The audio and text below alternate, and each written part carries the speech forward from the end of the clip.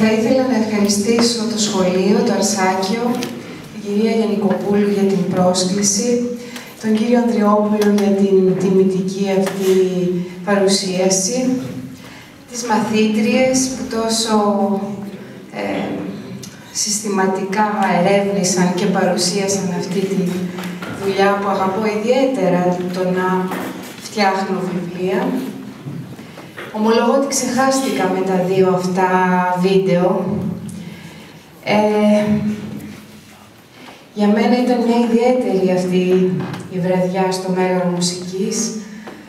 Συμβολικά έκλεινε ένα μεγάλο κύκλο πάρα πολλής δουλειάς που προσπάθησα να διεκπαιρεώσω το 2011 σε σχέση πάντα με το έργο του Οδυσσέα Ηλίτη, γιατί ήταν ο Ναυτίλος που είδατε, ένα βιβλίο που προσπαθεί να συγκεντρώσει πολλά στοιχεία και να ανθολογήσει ταυτόχρονα και τις κριτικές, αλλά το έργο κυρίως του Ηλίτη και να δώσει πολλά στοιχεία για την ζωή του, πολλά στοιχεία άγνωστα, όπως ήταν οι μεταφράσεις που εμείς στην Ελλάδα δεν ξέρουμε το μεταφραστικό εύρος του έργου του, πώς έχει μεταφραστεί σε πάνω από 35 γλώσσες και υπάρχουν πάρα πολλοί τίτλοι βιβλίων.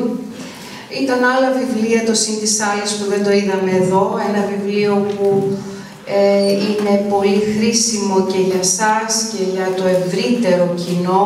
Θέλω να πω, ένα βιβλίο που με έναν άμεσο τρόπο παρουσιάζει τη σκέψη του Ηλίτη, γιατί είναι συγκεντρωμένες οι συνεντεύξεις που έδωσε.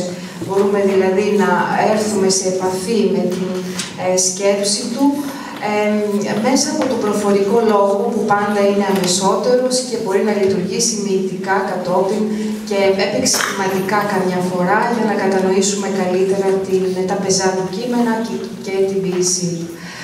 Ένα σωρό λοιπόν δραστηριότητες και εκδηλώσεις που είχε αυτή η χρονιά συμβολικά έκλειναν με αυτή τη βραδιά που είδατε εδώ, που ομολογώ ότι η παρουσία της χοροδίας των παιδιών έδωσε όχι μόνο μια δροσιά, αλλά και αυτήν την δυναμική που για μένα δίνει η ποίηση.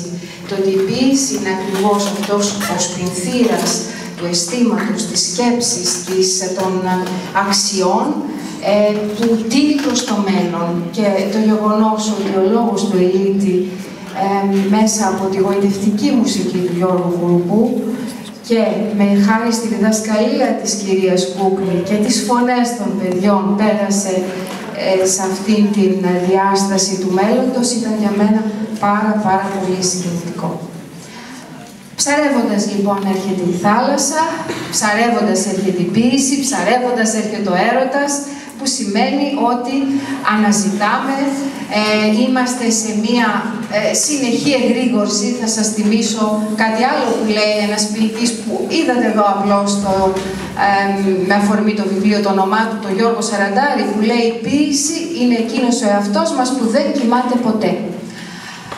Όχι πως δεν κοιμόμαστε. Εννοεί ότι είμαστε σε μία συνεχή αναζήτηση, σε μία συνεχή εγρήγορση. Αναζητώντας λοιπόν βρίσκουμε όχι μόνο τις λέξεις, αναζητώντας βρίσκουμε έναν διαφορετικό δρόμο για να πορευτούμε σε αυτή την πραγματικότητα. Αυτό που κάνει ένα νέο παιδί, που όλα είναι από την αρχή έρχονται να τον καλεί η ζωή, να τα σκηνοθετήσει, να χαράξει ένα δικό του δρόμο, αυτό προσπαθεί να κάνει ο ποιητής, να δει την πραγματικότητα μέσα από μία διαφορετική οπτική γωνιά, να ιεραρχήσει αλλιώς τις προτεραιότητές της, να αποκαλύψει και για τους άλλους κρυμμένες πτυχές των πολύ γνωστών πραγμάτων, για να επιδιώκει μία, θα σας έλεγα, πιο ουσιαστική, μια πληρέστερη ζωή. Αυτό που επιδιώκει και κάθε νέο παιδί και κάθε νέος άνθρωπος, αυτό που εύχεται και αυτό το στόχο που βάζει. Δεν θέλω να μονολογήσω, γιατί είμαι πολύ εύκολη σε αυτό. Θέλω, ωστόσο, να κάνουμε ένα διάλογο, να με ρωτήσετε ή να συζητήσουμε ό,τι σας απασχολεί σε σχέση με την ποίηση, Για μένα η ποίηση, θα σας έλεγα ότι δεν είναι μόνο η τέχνη του λόγου, αυτή είναι η ποίηση, αλλά η ποιητική λειτουργία είναι ενιαία σε κάθε τέχνη, και στη ζωγραφική και στην μουσική και στο θέατρο και παντού. Και το ενδιαφέρον είναι να αφήνουμε τον εαυτό μας να λειτουργεί μέσα σε αυτή τη διαδικασία, να σκέφτεται δημιουργικά, να παράγει. Γι' αυτό και το σύνθημά σας, είμαστε όλοι ποιητές, είναι πάρα πολύ σωστό. Με την έννοια πως όλοι δημιουργούμε, όλοι ανακαινίζουμε την αντίληψη που έχουμε για τα πράγματα, δυνάμει όλοι μπορούμε να δημιουργήσουμε ένα νέο αύριο. Αυτό για το οποίο όλοι όχι μόνο ονειρεύονται, αλλά και κάποιοι εργάζονται σκληρά γι' αυτό, όσοι το πιστεύουν. Ευχαριστούμε πολύ που βρίσκεστε σήμερα εδώ και χάρη σε αυτό θα ήθελα να ρωτήσω. Θεωρείτε πως και εμείς τα παιδιά μπορούμε να δημιουργήσουμε ποίηση, ότι η ποίηση δεν έχει όρια στο από ποια ηλικία μπορείς να ξεκινήσεις, ή ότι κάποιος μπορεί να δημιουργήσει ποίηση από μια ηλικία και έπειτα για να είναι σωστή? Η ποιητική λειτουργία και ευρύτερα η διαδικασία, όπως πιστεύω εγώ τουλάχιστον, είναι ενιαία και καταρχήν υπάρχει μέσα στην απεριόριστη φαντασία που έχει ένα παιδί. Το να λειτουργεί κανείς μέσα σε αυτό δεν σημαίνει υποχρεωτικά ότι το αποτέλεσμα που θα παραχθεί αποτελεί ένα πλήρες και ολοκληρωμένο έργο τέχνης. Τίνει κανείς προς αυτό που λέμε ταλέντο, είναι και απαραίτητο είναι, αλλά και η καλλιέργειά του, το να δράς και να δημιουργείς μέσα σε αυτή την ατμόσφαιρα, νομίζω ότι σε προετοιμάζει για να κάποια στιγμή, εάν έχεις αυτό το ταλέντο, να μπορέσεις να διαμορφώσεις και να δημιουργήσεις ολοκληρωμένα έργα τέχνης. Δεν υπάρχει δοσμένο από Θεού όριο σε αυτήν, χρονικό, σε αυτήν τη διαδικασία. Ξέρουμε πολύ καλά το θαυμάσιο παράδειγμα του Ρεμπό, ο οποίος έγραψε τα ποίηματά του 19 ετών και σταμάτησε μετά, που ήταν μια ρηξικέλευθη, ολοκληρωμένη δουλειά που άλλαξε τον νου, θα έλεγε κανείς, της ποιητικής τέχνης. Και έχουμε και άλλες περιπτώσεις ανθρώπων, είτε που ξεκίνησαν πολύ αργότερα, είτε που στο μάκρος της ζωής τους συμπληρώνουν, δουλεύουν. Δεν υπάρχει όριο για μένα χρονικό.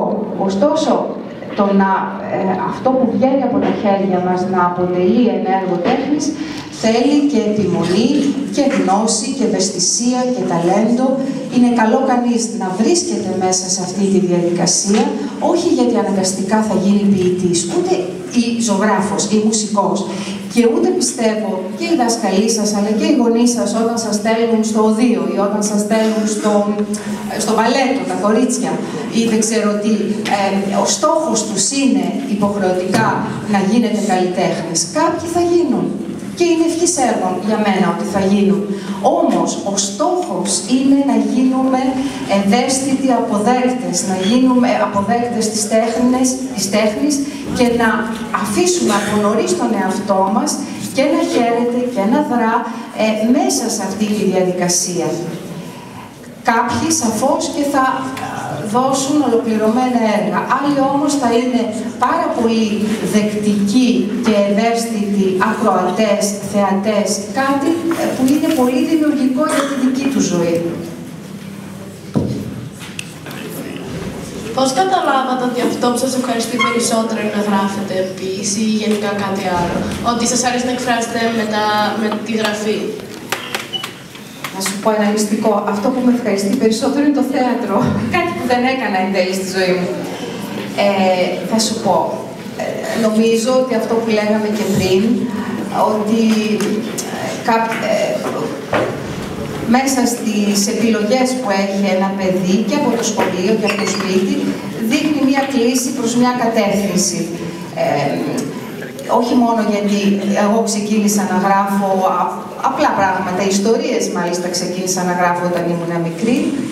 Πέρασε πολύς καιρός για να γράψω τα πρώτα ποίηματα, όταν ήμουν πια τελείωνα το Λύκειο και ήμουν φοιτήτρια, ποίηματα που δεν τα δημοσίευσα ποτέ. Όμως είχα μία, πώς να το πω, γενικότερη έφεση προς την τέχνη, η οποία ήταν είτε η ζωγραφική, είτε ο χορός που αγαπούσα, είτε το θέατρο που αγαπούσα πολύ, γι' αυτό και πήγα και σπούδασα θέατρο. Η γραφή ήταν λίγο πολύ μία, πώς να το πω, σχεδόν ασυνειδητοποίητη ανάγκη που με ένα πολύ φυσικό τρόπο υλοποιήθηκε κάποια στιγμή όταν θεώρησα ότι κάποια βήματα ήταν πιο ολοκληρωμένα, όταν πια τελείωνα το πανεπιστήμιο. Αλλά θα έλεγα ότι συνολικά με τον ίδιο τρόπο που μπορώ να γράψω ένα ποίημα, γράφω μία ιστορία για παιδιά ή με ενδιαφέρει να κάνω κάτι που έχει να κάνει με την σκηνική παρουσία. Δηλαδή το βλέπω πιο συνολικά, όσο κι αν αποκρισταλωμένα εκ των πραγμάτων είναι η σχέση μου αποκρισταλωμένη με τη γραφή, ενώ τα άλλα είναι συμπληρωματικά αυτής. Το καταλαβαίνεις, δεν υπάρχει άλλος τρόπος, γιατί εκφράζεσαι μέσα από εκεί και γιατί, πώς να το πω, σχεδόν το έχεις ανάγκη για να συνειδητοποιήσεις τη δική σου σκέψη αυτήν την διαδικασία του να αποτυπώσεις αυτό που είναι κρυμμένο μέσα σου και ασυνειδητοποιητό καμιά φορά με λέξεις. Αισθάνεσαι την ανάγκη να εκφράσεις κάποια πράγματα, επιλέγεις τον κώδικα μέσα από τον οποίο θέλεις να μιλήσεις και αυτός ήταν ο γλωσσικός. Τώρα, ξεκινώντας να γράψεις, αφενός υπάρχει, μπορεί και ασυνειδητοποιητό ένας πυρήνας θέματος, δεν υπάρχει πάντα, όπως μπορεί να υπάρχει στο παραμύθι ότι θα πω αυτή την ιστορία. Στο ποίημα μπορεί να ξεκινήσει κανείς από τη σύμπλεξη δύο λέξεων, οι οποίες θα ξετυλίξουν όλη την γραφή. Εγώ, άλλος μπορεί να γράφει έχοντας στο πλάνο, ένα πλάνο μέσα του θεματικό, τι θέλει να πει το ποίημα. Για μένα το ποίημα είναι αυτό που δεν μπορείς να το περιγράψεις. Το ποίημα είναι κάτι το οποίο μπορεί να έχει ένα θεματικό πυρήνα, αλλά κυρίως έχει μια ενιαία αίσθηση και δομείται μέσα από συμπλέξεις λέξεων που εάν τις ξεφύγεις από αυτές τούτες και τις περιγράψεις, χάνει την υπόστασή του. Το κίνητρο είναι μια ανάγκη έκφρασης πάντα και επίσης η ανταπόκριση στα γεγονότα που ζει κανείς. Με έναν αυτόματο τρόπο έχει ανάγκη να θέσει τον εαυτό του απέναντι σε μια πραγματικότητα. Όχι μόνο ιδιωτική, αλλά και δημόσια, όταν βρίσκεται μέσα σε έναν ρου πραγμάτων.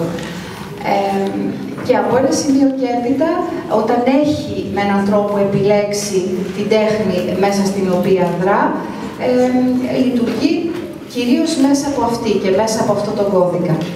Το κίνητρο πάντα είναι η ανάγκη της έκφρασης ή η ανάγκη της θέσης, το να διατυπώσεις μια άλλη άποψη.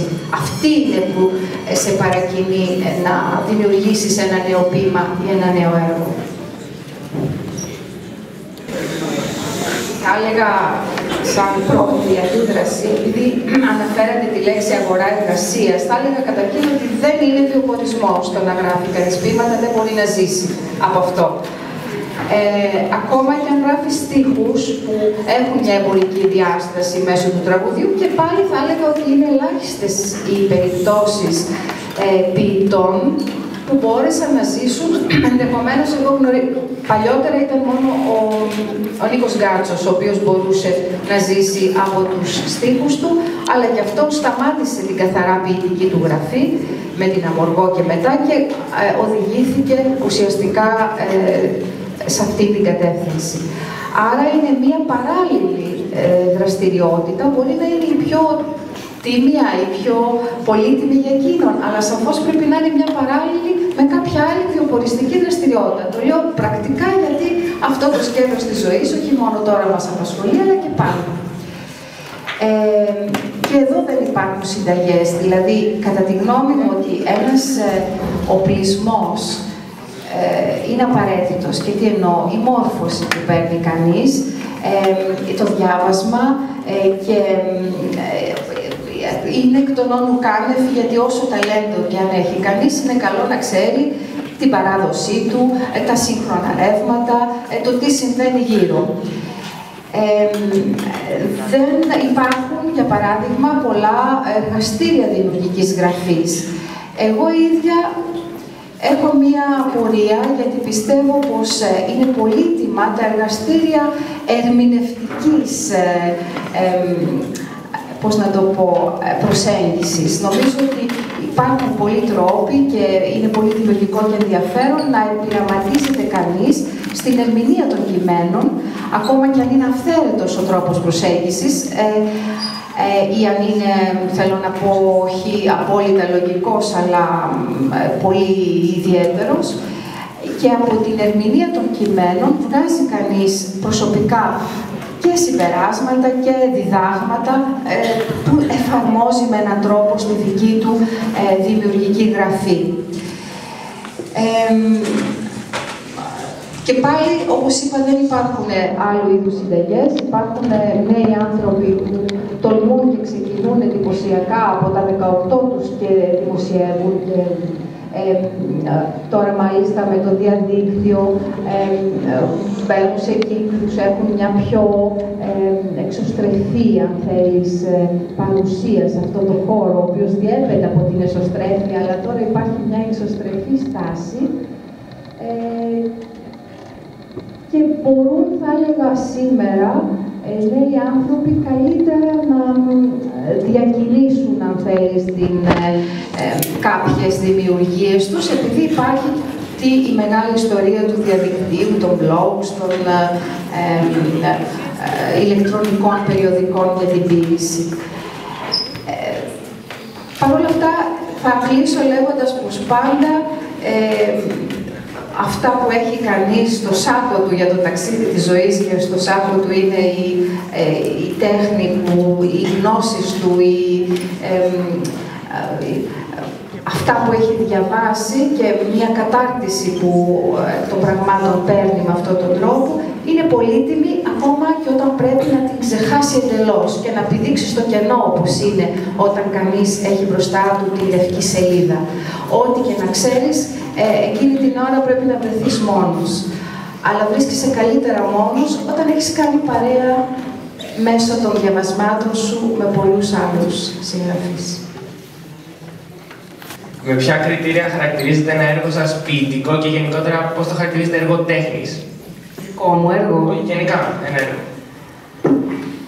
Να σας πω, το ασφαλές κριτήριο είναι ο χρόνος. Άρα αυτός κατατάσσει, ο χρόνος κατατάσσει. Υπάρχουν άλλου είδους, αν θέλεις, διαβαθμίσεις σε αυτή την ιστορία της αξιολόγησης. Υπάρχουν οι αναγνώστες, πώς αντιδρούν σε ένα βιβλίο. Υπάρχουν οι κριτικοί, πώς το υποδέχονται και τι γράφουν. Αλλά αυτό που είναι ασφαλέστερο είναι ο χρόνος, γιατί πολλές φορές υπάρχουν διάφορες εκρήξεις και δημοσιότητος και προβολής και αποδοχής.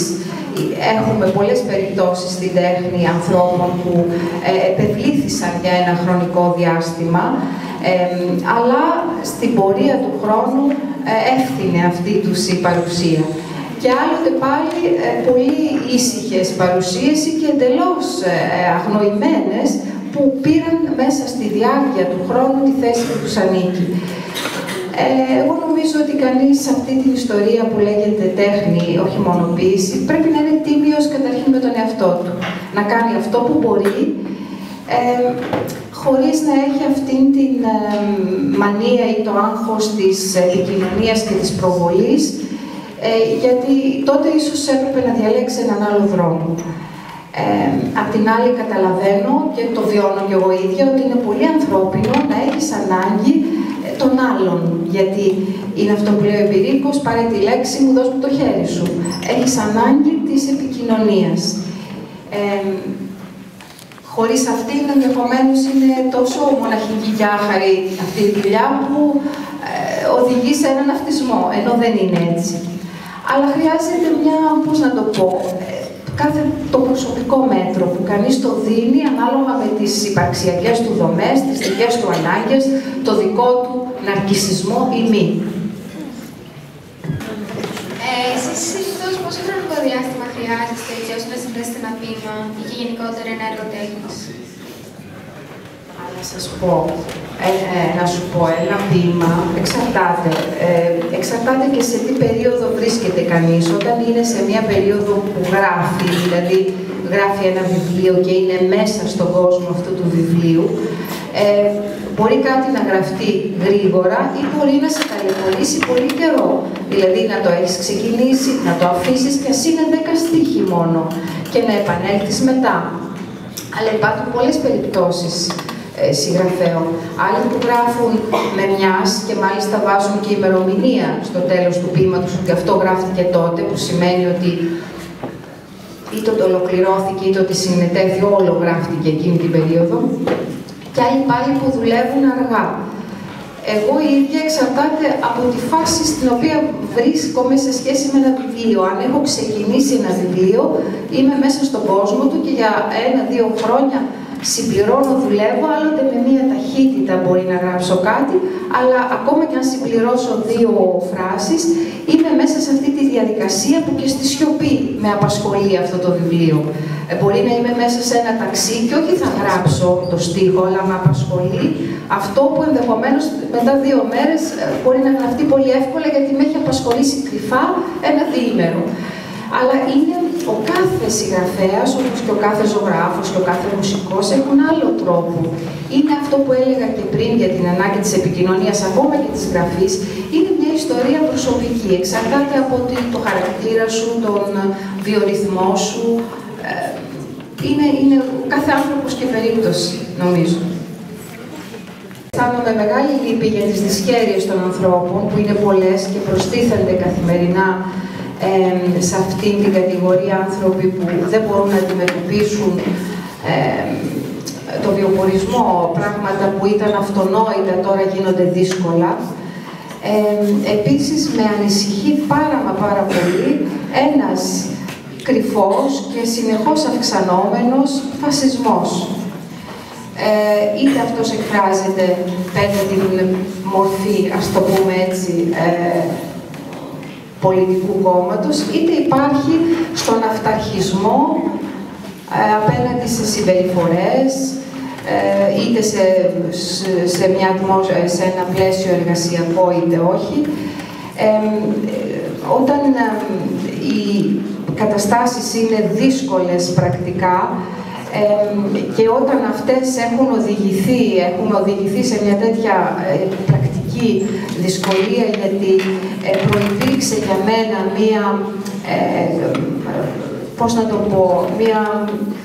ένα έλλειμμα πνευματικότητας και ηθικών αρχών που οδήγησαν, αν θέλετε, τη χώρα σε αυτό το σημείο,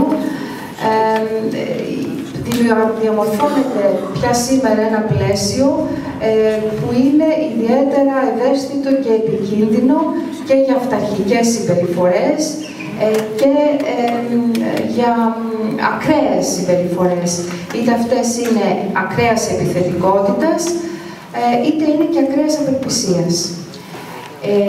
Αυτές η φασιστική συμπεριφορά που δεν συνάδει στον Έλληνα, αυτή η παρουσία μιας ρατσιστικής τάσης που είναι πολύ μακριά από την ελληνική αντίληψη, έτσι όπως εκφράζεται από τη γλώσσα και τη διαμόρφωση της χώρας και την ιστορία της, μου δημιουργεί πολύ μεγάλη ανησυχία.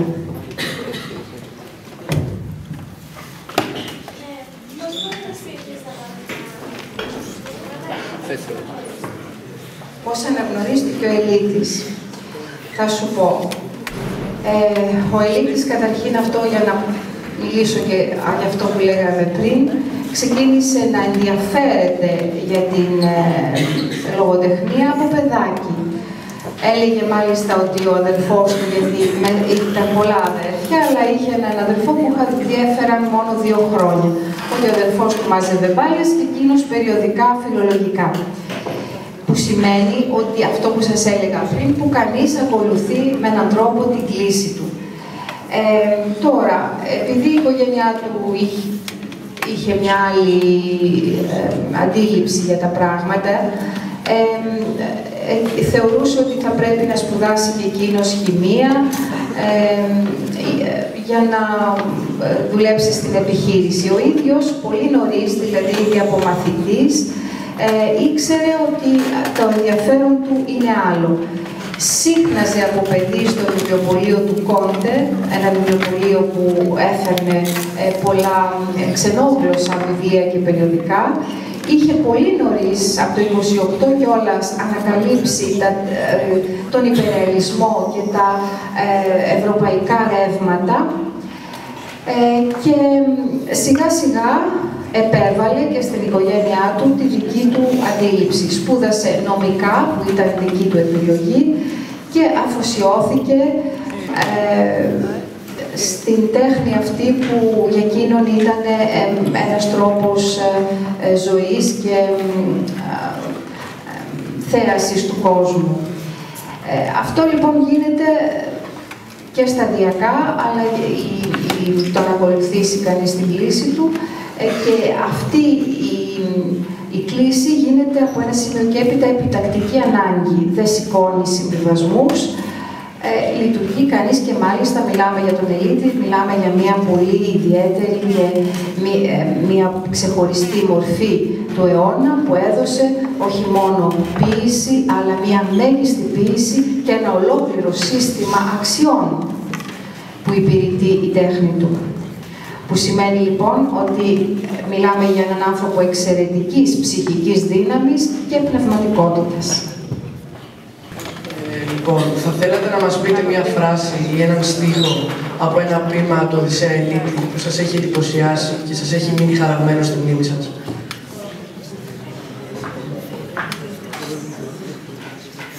Δεν είναι μόνο ένα, γιατί ομολογώ ότι όσο και να ξέρω την ποίηση του Ελίτη, κάθε φορά που τη διαβάζω εκπλήσωμαι και εντυπωσιάζομαι από τον πλούτο, το πολυεπίπεδο της σκέψης και της έκφρασης, σαν να είναι πρώτη φορά.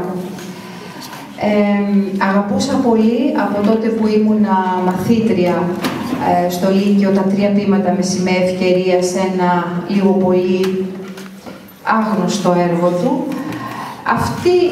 Ο στίχος που επανέρχεται πολλές φορές στο νου μου, δεν είναι από εκεί, λέει «Ό,τι αγαπώ γεννιέται αδιάκοπο». Ό,τι αγαπώ βρίσκεται στην αρχή του πάντα. Ίσως γιατί αυτό το αισθάνομαι, αυτή την σχέση την αισθάνομαι ακριβώς με την ποίησή του. Σαν εγώ να είμαι στην αρχή της αναγνωστικής μου περιπέτειας και ακριβώς αυτή η ποίηση μέσα στην πραγματικότητα και οι αξίες που πρεσβεύει μοιάζει τώρα να ανακαλύπτονται, και αυτό που λέγει ο Ελίτης έχει τον καιρό να ακολουθήσει η πραγματικότητα, που εύχομαι κάποια στιγμή να ακολουθήσει αυτή την κατεύθυνση. Υπάρχουν ανταγωνιστικές σχέσεις μεταξύ ποιητών και μέχρι πού μπορεί να εξελιχθεί μια τέτοια κόντρα? Σαφώς και θα υπάρχουν, γιατί οι ανταγωνιστικές σχέσεις υπάρχουν ανάμεσα στους ανθρώπους. Υπάρχει το στοιχείο πάντα της καλός ή κακός εννοούμενης, όχι μόνο άμυλας που είναι καλό, αλλά και, πώς να σας πω, ανθρώπινης ζήλιας. Δεν συμβαίνει αυτό. Άρα δεν εκφράζονται πια έτσι όπως εκφράζονταν παλιότερα, ας πούμε, σαν ομάδες που συγκρούονται, αλλά σαφώς και θα υπάρχουν. Είναι ανθρώπινο αυτό. Δεν αποκλείεται ένας καλλιτέχνης από τα ανθρώπινα. Ίσα-ίσα πολλές φορές έχει αυξημένα μίση και πάθη. Θα υπάρχουν. Πώς εκφράζεται, δεν ξέρω. Δεν μετέχω σε αυτή την ιστορία. Πραγματικά δεν ξέρω. Εγώ όταν τελείωνα το σχολείο θέλησα να γνωρίσω τον Ελίτη, όπως όλοι οι περισσότεροι. Γιατί διαβάζοντας μάλιστα, μόλις είχε βγει το βιβλίο 3 ποίηματα με σημαία ευκαιρίας, γοητεύτηκα τόσο πολύ από τη σκέψη, τον νέο τρόπο, την έκφραση, που σου γεννιέται η επιθυμία να δεις αυτή η τελειότητα της έκφρασης, της σκέψης, της αυτή η δύναμη από πού βγαίνει, από ποιον άνθρωπο βγαίνει. Δηλαδή, με πολύ φυσικό τρόπο θέλησα να πάω να τον γνωρίσω, έτσι έγινε. Με γοήτευσε σαφώς η σκέψη και η τέχνη του, ναι. Και με γοητεύει. Υπάρχει περίοδο στη ζωή σας που νιώσατε ότι θέλετε να εγκαταλείψετε την ποίηση?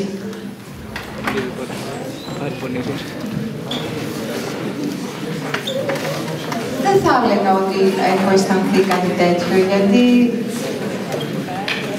ίσως έχει να κάνει και με το ότι έχω μια, πώς να το πω, μια δραστηριότητα πιο πολύπλευρη, δηλαδή κάνω και άλλα πράγματα.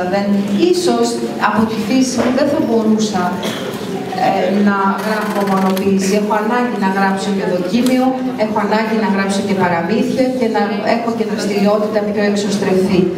Οπότε, μέσα σε αυτό το πλαίσιο δεν αισθάνθηκα ποτέ ότι αποτελεί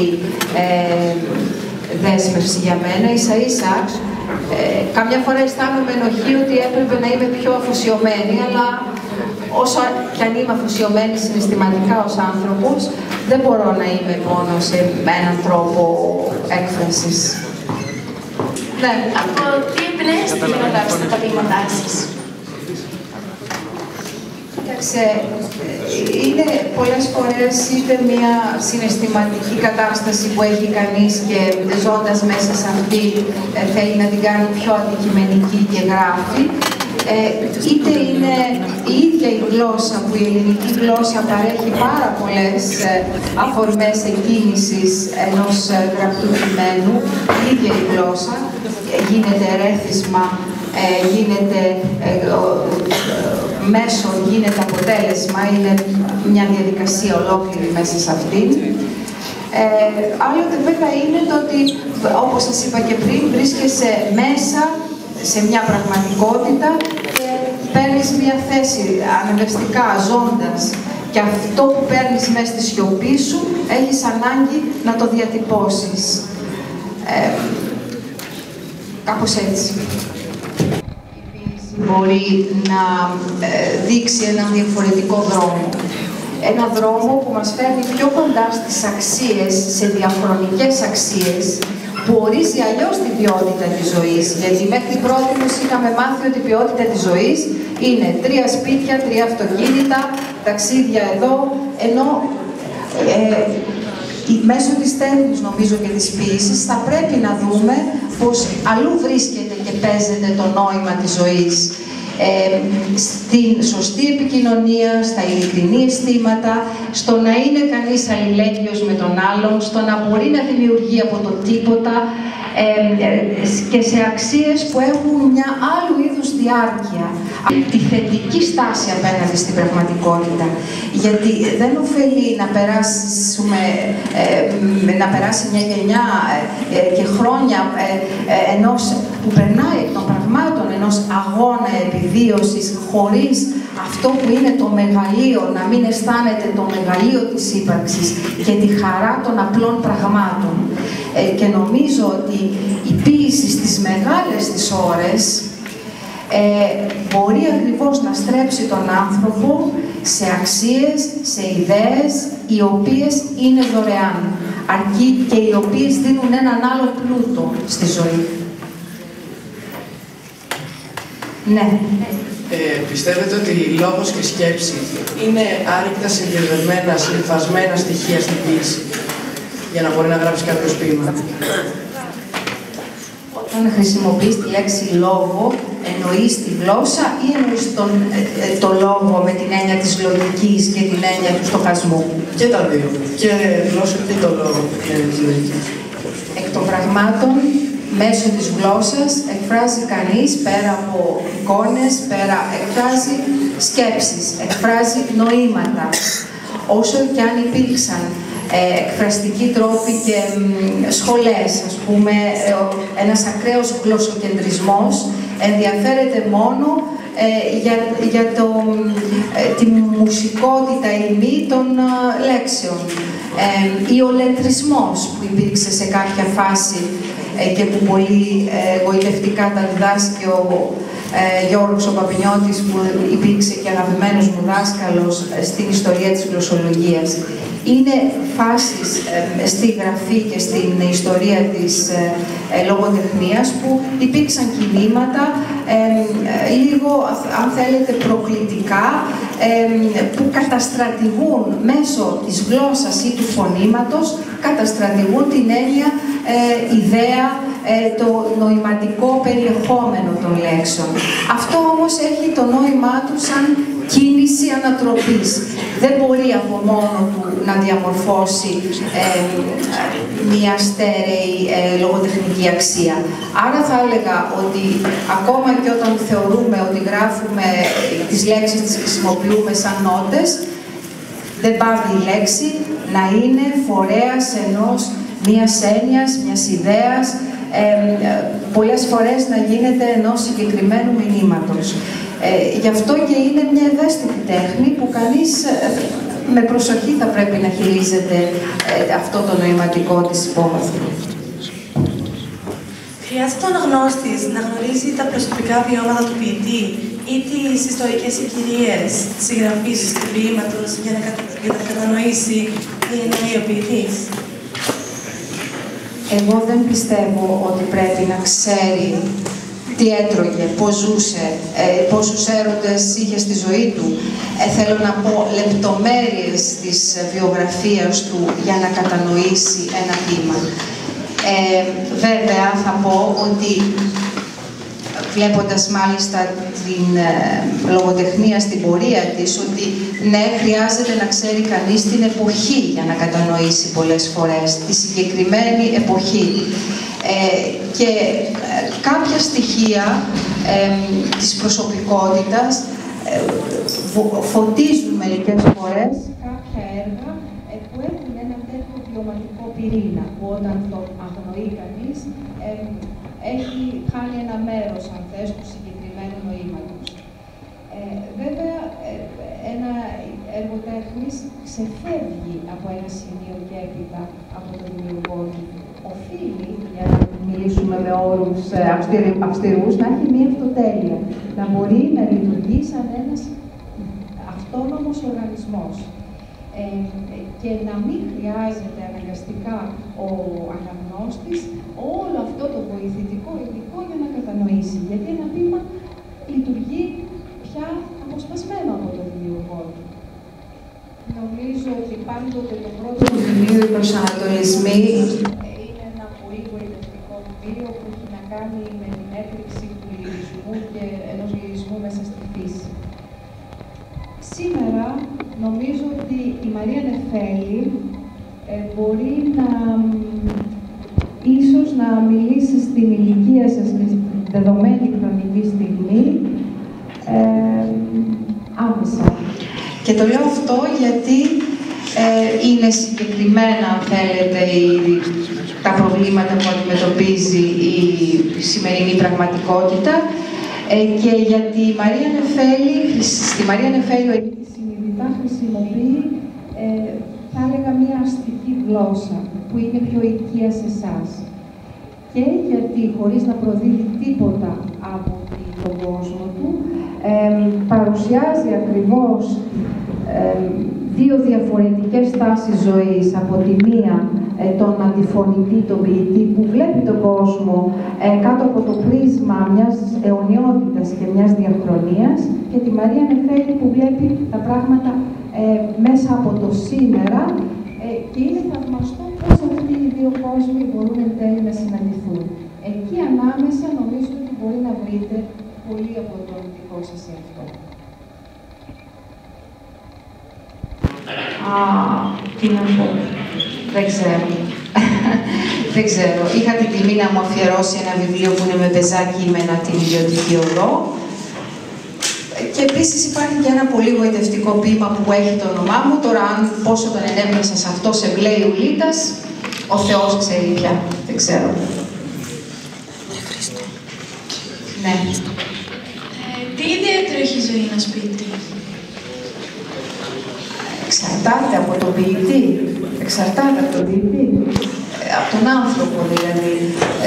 άλλοι, τι να σας πω, εξαρτάται πάρα πολύ. Αν μιλήσουμε για τον Ελίτη, θα έλεγα ότι στη ζωή του ήταν ένας άνθρωπος που, αν δεν ήξερες ποιος είναι, μπορεί να θεωρούσες ότι δεν ήταν ποιητής. Δηλαδή, τι θέλω να πω, ότι συνήθως υπάρχει μια παροχημένη λίγο άποψη που ταυτίζει τον ποιητή ή τον καλλιτέχνη με μια πιο μποέμ στάση ζωής, πιο ανέμελη, πιο όλα όπως έρθουν.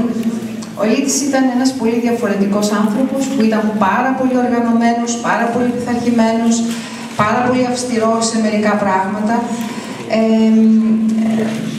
Έθετε όρια για να μπορεί ακριβώς να τα ακυρώνει, να τα υπερβαίνει, να τα καταστρατηγεί μέσα από την γραφή του. Ακόμα θα έλεγα και κάτι που μπορεί να φαίνεται αντιφατικό, αλλά δεν είναι, μια τόσο ισχυρή, ζωντανή σχέση που είχε με τη φύση, αυτή την είχε κατά περιόδους στη ζωή του. Δεν έγραφε ποτέ μέσα στο ύπαιθρο, πάντοτε έγραφε κλεισμένος στο χώρο του πολύ μικρού του διαμερίσματος, δηλαδή στο εργαστήριό του. Θέλω να πάλι υπάρχουν άλλοι συγγραφείς, οι ποιητές, οι οποίοι είναι διαφορετικοί, ξενυχτάνε, έχουν μια ζωή πιο μποέμ. Εξαρτάται από τον άνθρωπο, δεν είναι ένα μοντέλο που το ακολουθούν όλοι.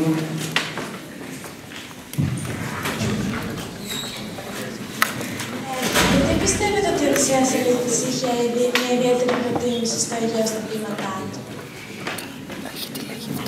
Δεν είναι τόσο θέμα προτίμησης, όπως το λέμε, ότι που θα πάμε διακοπές, να πάμε εκεί, προτιμώ να πάω εκεί, όσο το Αιγαίο το αντιμετώπιζε σαν την ουσιαστική, την πρώτη και ιδιαίτερη ταυτότητα του Έλληνα. Για εκείνον ήταν το δακτυλικό αποτύπωμα του Έλληνα το Αιγαίο. Μην ξεχνάμε τον κυκλαδικό πολιτισμό, μην ξεχνάμε την μοναδικότητα αυτής της διαμόρφωσης, της γεωγραφικής, που δεν υπάρχει αλλού. Ας μην ξεχνάτε επίσης το κάθετο φως, το απόλυτο φως του ήλιου που είναι στο Αιγαίο και που είναι το καθρέφτισμα ακριβώς της θάλασσας στον ήλιο και αντίθετο, που ήταν τόσο κυρίαρχο στην ποίησή του, γιατί με άξονα ακριβώς το φως διαμορφώνει και αυτό που ο ίδιος το ονομάζει ηλιακή μεταφυσική, αλλά και μια συστηματική προσπάθεια, στίχο-στίχο, λέξη-λέξη, συλλογή αποκρυπτογράφησης του μυστηρίου της ύπαρξης. Το Αιγαίο λοιπόν δεν είναι απλώς και ήταν κάτι που τον ταλαιπωρούσε για πολλά χρόνια όταν τον ταύτιζαν με το Αιγαίο, χωρίς όμως να έχουν επισημάνει αυτά που είπαμε ακριβώς, τι ήταν το Αιγαίο, θεωρώντας ότι είναι ο ποιητής του Αιγαίου γιατί στα ποίηματά του βλέπουμε βάρκες, θάλασσες, κορίτσια. Δεν είναι έτσι.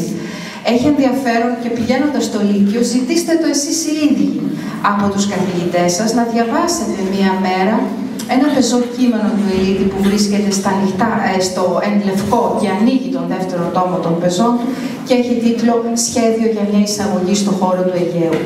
Θα καταλάβετε από ένα κείμενο που μπορεί να σας φανεί εκ πρώτης όψεως δύσκολο, αλλά σιγά σιγά θα το προσεγγίσετε, ακριβώς αυτό που λέμε. Ότι ναι το Αιγαίο, γιατί το Αιγαίο είναι η Ελλάδα για τον Ελίτη.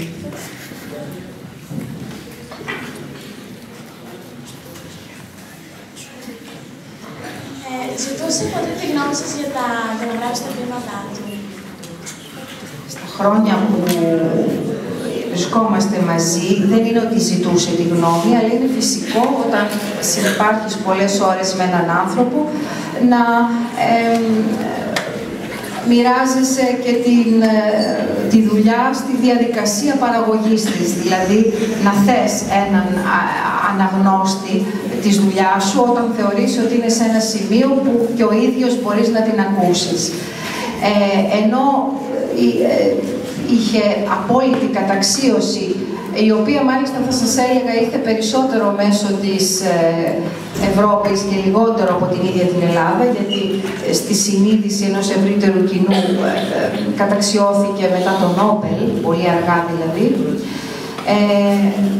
Ενώ λοιπόν είχε αυτήν, αν θέλετε, ή έπρεπε να έχει αυτή την βεβαιότητα για αυτό που κάνει, πάντοτε, και αυτό τον τιμούσε ιδιαίτερα, είχε την, πώς να σας πω, την ανησυχία ενός ανθρώπου που γράφει για πρώτη φορά. Τον ενδιέφερε ανθρώπων που σεβόταν η αντίδρασή του σε αυτό που έκανε.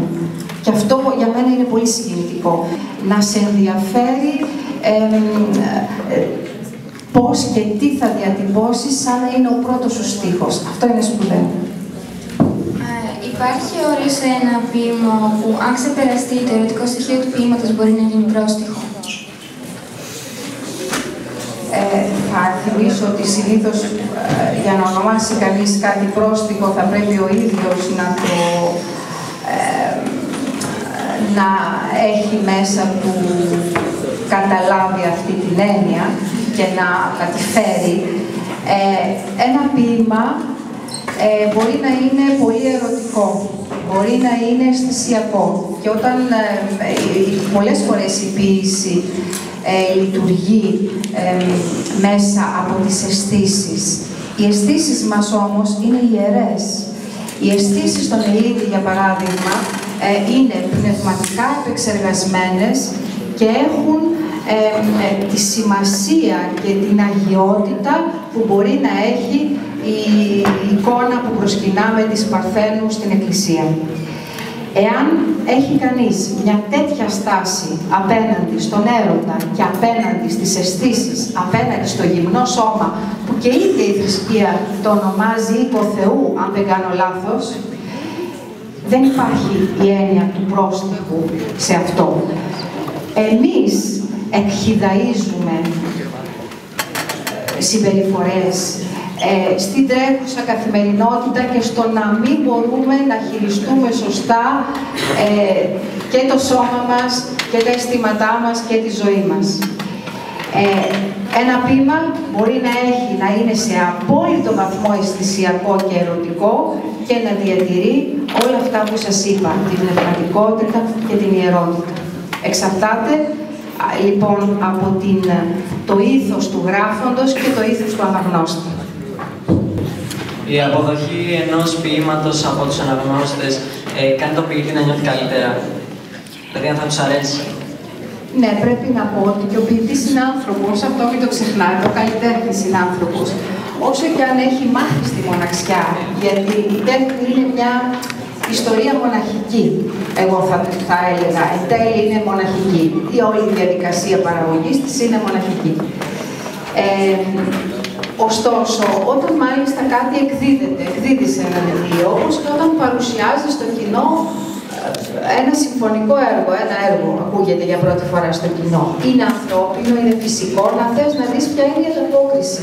Γιατί μην ξεχνάμε ότι δεν το γράφουμε για τον εαυτό μας. Γιατί αν το γράφαμε για τον εαυτό μας, δεν θα το τυπώναμε ποτέ. Έτσι δεν είναι? Άρα έχεις ανάγκη αυτή την ανταπόκριση. Η οποία πολλές φορές είναι δύσκολο να την ανιχνεύσει αυτή την ανταπόκριση ο ποιητής. Τώρα, να σας αναφέρω ένα παράδειγμα, ότι όταν ο Ελίτης δούλευε επί 12 χρόνια ουσιαστικά το άξιο νηστή, 4 χρόνια με ωράριο εργασίας, αλλά επί 12 χρόνια δούλευε μέσα από αυτό το έργο, 12 χρόνια σιωπής εκδοτικής, δεν είχε τυπώσει τίποτα. Και τυπώνει στο τέλος του 59 το άξιο νηστή. Και αντιμετωπίζει μία αρνητική κριτική και από τους συναδέλφους που του έλεγαν κάτι καλύτερο θα γράψεις, μη στεναχωριέσαι, και από την αδιαφορία, αν θες, του κοινού αρχικά. Είναι φυσικό να αισθάνεται μία πίκρα, δεν είναι?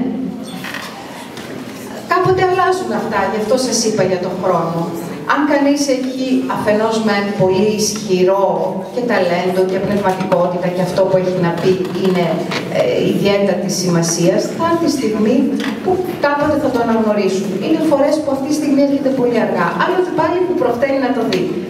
Μακάρι να είναι έτσι, δηλαδή έχει ανάγκη κανείς την ανταπόκριση, όσο και αν λέει πως είναι αδιάφορος για αυτήν. Δεν θέλω να πω το δημόσιο έπαινο και να περνάς και να σε ξέρουν και να σε χειροκροτούν, όχι αυτό. Αλλά έστω και ένας, θυμάμαι που μου έλεγε ο Ελίτης, εάν ξέρω, μου λέει, ότι έστω και ένας σε ένα χωριό των Σερών κάθεται αυτό το βράδυ και συγκινείται και σκέφτεται πάνω σε κάτι που έχω γράψει, άξιο είναι άξιο, αξίζει που το έκανες. Αρκεί να ευαισθητοποιείς ή να μπορείς να διαφοροποιήσεις προς το καλύτερο τη ζωή ενός ανθρώπου.